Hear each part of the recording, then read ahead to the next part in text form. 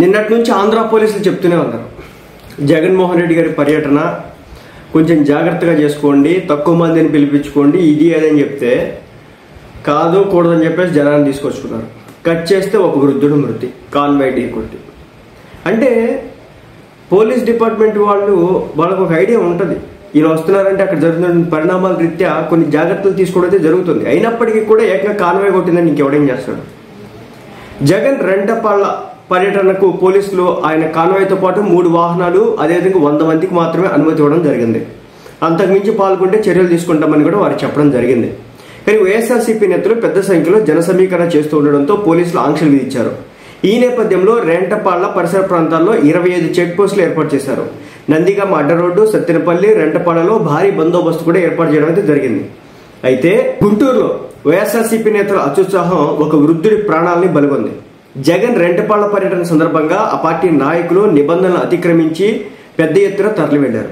భారీ ర్యాలీలు చేస్తూ సామాన్యులకు ఇబ్బందులకు గురి చేశారు. ఈ క్రమంలో జగన్ కాన్వాయ్ వెంట ఉన్న వైఎస్ఆర్సీపీ నేతల వాహనం ఏటుకూరు సమీపంలోని లాల్పురం హైవే వద్ద బీభత్సం సృష్టించింది. ఈ నేపథ్యంలో వాహనం చిలి సింగయ్య, ఆయన వయసు వచ్చేసి 53 సంవత్సరాలు, ఆయన ఢీకొట్టింది. వాహనం బలంగా ఢీకొట్టడంతో దళితుడు సింగయ్య తీవ్రంగా గాయపడ్డాడు.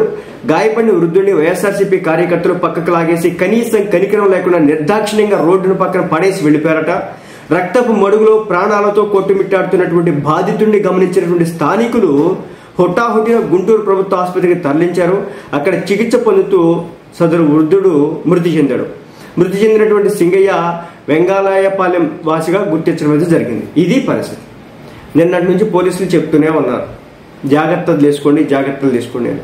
జగన్మోహన్ రెడ్డి గారు ఈరోజు రోడ్డు ఎక్కినారు, ఒకళ్ళ ప్రాణం పోయిందనేది మరో అపవాదని ఆయన మూట కట్టుకుంటున్నటువంటి పరిస్థితి. అంటే ఆయన కాన్వాయ్ కొట్టిందా, ఆయన పక్కన కాన్వాయ్ కొట్టిందా పక్కన పెడితే జరిగినటువంటి పరిస్థితి, ఆయన అక్కడికి రావడం కారణంగా జరిగినటువంటి ఇన్సిడెంట్ అది. సో మరి దీనికి సంబంధించి మరి జగన్మోహన్ రెడ్డి గారు ఏ విధంగా రియాక్ట్ అవుతారో చూడాలి.